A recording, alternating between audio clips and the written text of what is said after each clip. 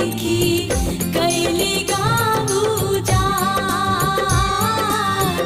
कोसी पूछाऊ छोड़ले नईखी कैली गाँव जा।